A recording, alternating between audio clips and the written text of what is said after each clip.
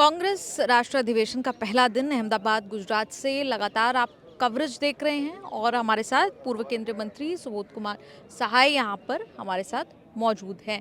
आप क्या कुछ निकल के आया है? तमाम हमने प्रेस कॉन्फ्रेंस में सुना, क्या कुछ हासिल अब तक हुआ है इस मीटिंग से? देखिए, अहमदाबाद आने का जो मुख्य उद्देश्य था वो यही है कि इस देश में जो तनाव और जो हिंसा का तमाम वातावरण है, इसका अगर कोई रास्ता है तो ये बापू के ही रास्ते से निकलेगा।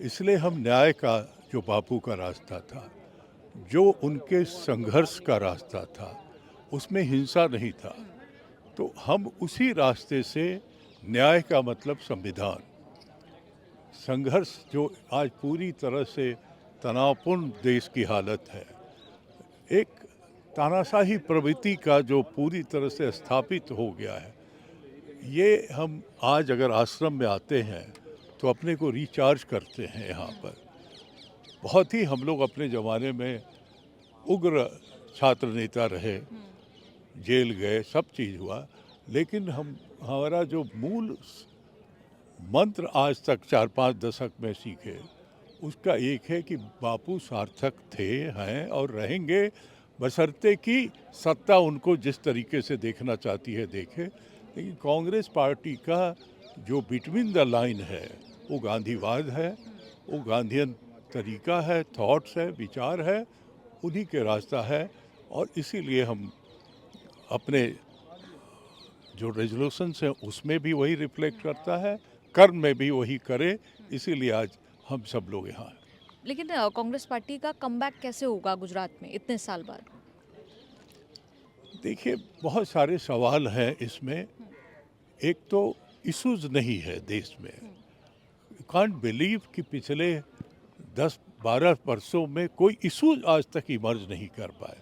तो पॉलिटिक्स ऑफ पोलराइजेशन जब तक चलेगा, जब तक लोग अपने मूलभूत सवालों के साथ नहीं आएंगे, खड़ा होंगे, तो पोलराइजेशन में कांग्रेस कभी पोलराइजेशन की पॉलिटिक्स नहीं करेगी। तो इसलिए उसका एक नुकसान उठाना पड़ रहा है। दूसरा है कि क्षेत्रीय पार्टियों का जो उदय हुआ है, हमें उनको लेके भी चलना है और स्टेट में हमारा उनके साथ संघर्ष भी है। तो ये जो एक परिस्थिति है, राष्ट्रीय सवालों पे हम उनको लेके चलना चाहते हैं, लेकिन हम अपना वक़्त, अपना जो अस्तित्व को ख़त्म नहीं होने दें, क्योंकि राष्ट्रीय मुद्दा हमारे लिए देश के मुद्दे के साथ जुड़ा हुआ है। वो सिर्फ एक कहने की बात नहीं है। तो ये सब में ही अपनी जगह बनानी है और खड़ा होनी है। और पॉलिटिकल रेजोल्यूशन में ऑर्गेनाइजेशन रीशफल की भी बात हो रही थी।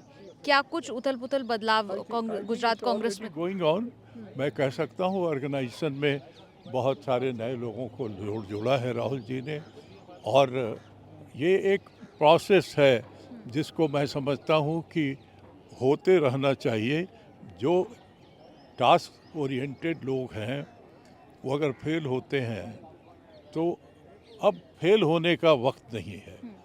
हमारा संगठन एक लड़ाकू संगठन, एक आम आदमी से जुड़ा हुआ संगठन बनना चाहिए।